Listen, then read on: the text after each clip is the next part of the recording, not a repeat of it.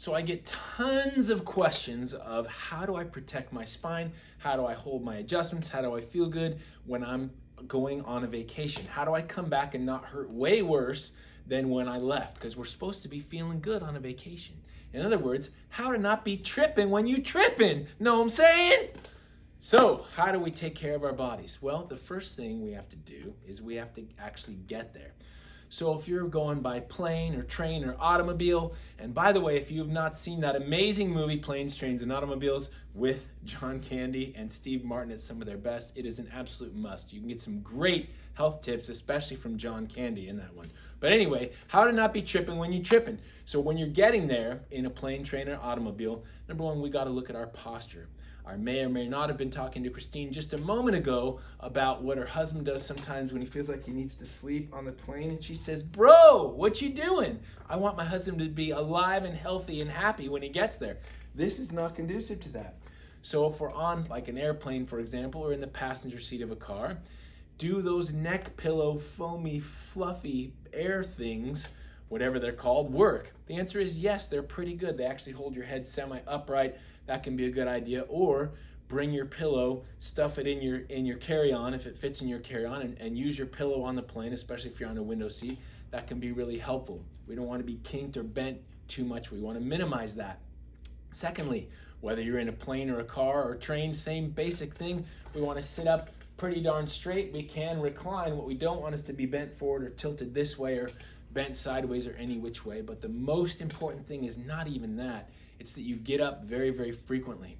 So when you're in an airplane, you can control that by getting up and pretending to go to the bathroom, or actually going to the bathroom. If you're drinking enough water, which by the way, you should be peeing clear about every hour to hour and a half max. So if you go on a 3-hour plane ride and never have to pee, you're dehydrated. Please drink some more water. So hydration can be a huge factor in preventing jet lag and in preventing back pain and all sorts of other problems.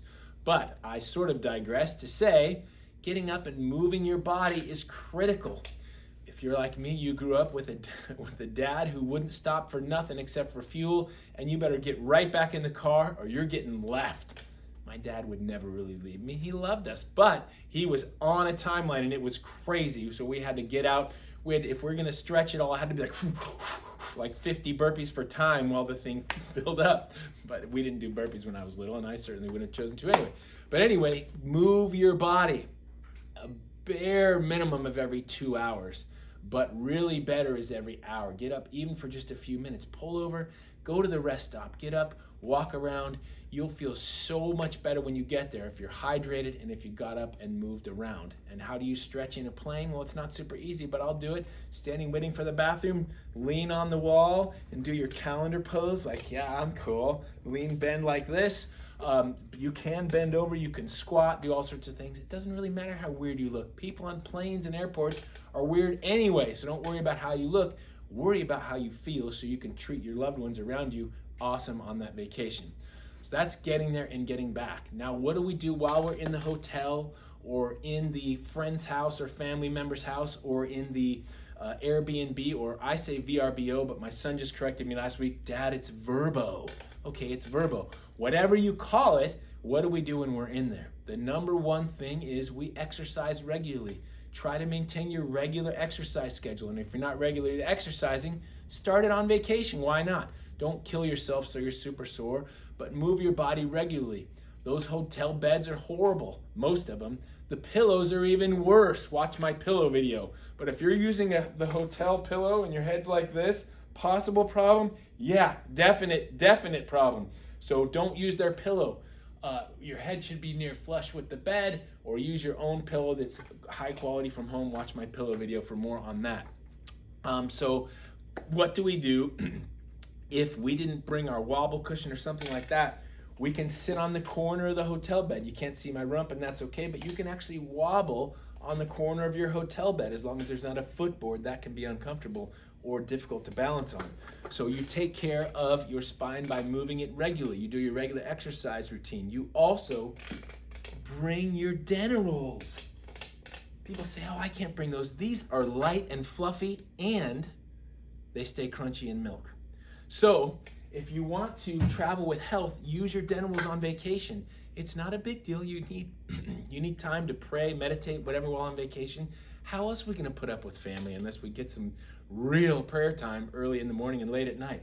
But gravity works everywhere. Doesn't matter what your altitude is, or if you're on a slight angle or whatever. Bring these things with you. They'll make a huge difference. So, in summary, make sure you're getting up, moving regularly. Make sure your posture's good in your seats.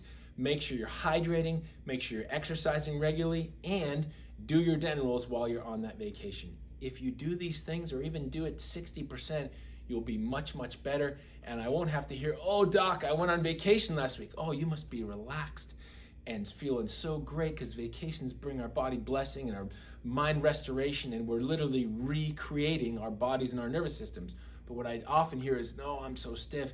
We don't want to hear that. We want to hear, "I feel awesome. I feel better than ever." So those are some useful tips on traveling, tripping without tripping. Know what I'm saying? See you next time.